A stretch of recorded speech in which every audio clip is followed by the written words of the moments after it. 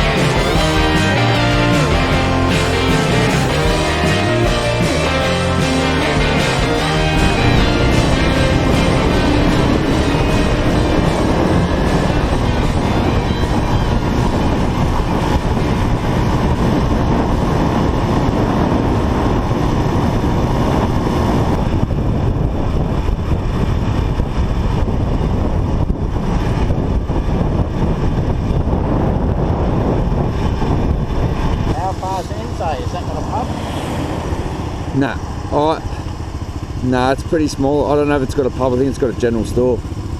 This will probably be the closest pub, I think. Closest pub.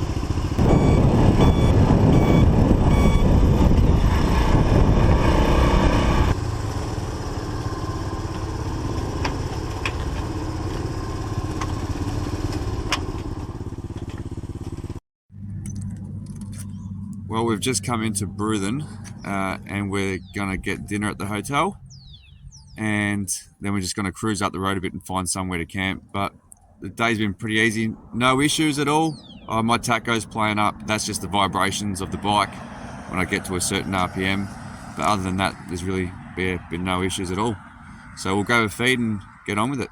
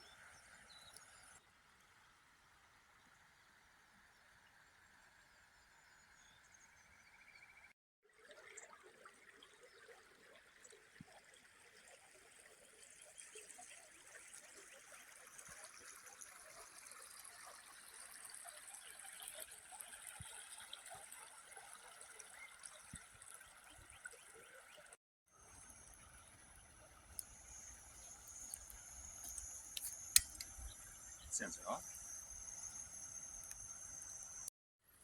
So good morning. Welcome to day 2. Last night we had dinner at the Tooradin pub and we rode exactly, I think it was 37 k's in the dark. Unfortunately, we weren't able to film much because it was just, the GoPro doesn't pick up anything, and if anyone's owns one of these CT110s, you'll know the candle. It's pretty much having a candle on the front of your bike. It's no good. So this morning, well, we found this spot late last night. We were lucky enough to have a bit of wood at the campground.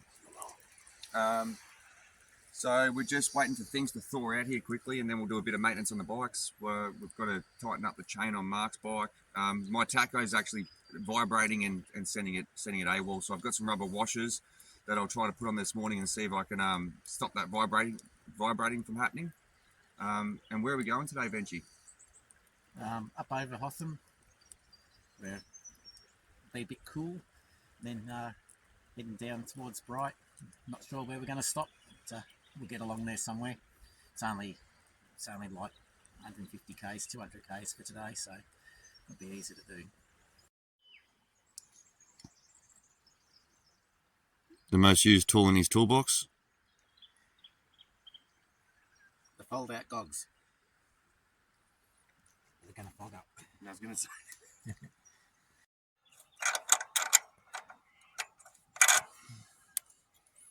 Looks pretty cool.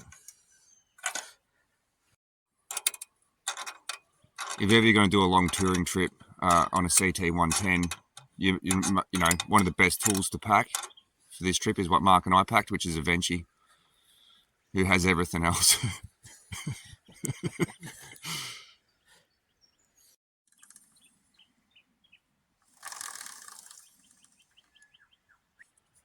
What's happening with this tacho when it gets up to like 7,000 RPMs? The vibrations through the housing just spin the needle out of control. So you can see there's these two 8mm bolts under here. Now I want to try to put a rubber spacer in here just to stop the vibrations through this housing and see if that helps. The only thing we're able to find is just these rubber washers from Bunnings, so we'll pop them off. But I was even just looking then, and maybe just backing this thread off the housing a little bit so the nut's not hard up on the housing might prevent a lot of those vibrations too. But I'll pull this off and we'll have a bit of a look and see what we can do.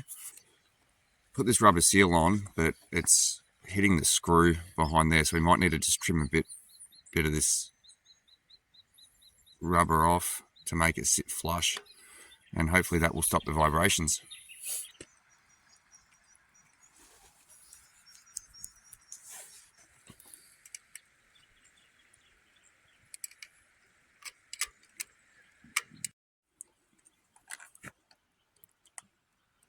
those rubber washers are just placed on there.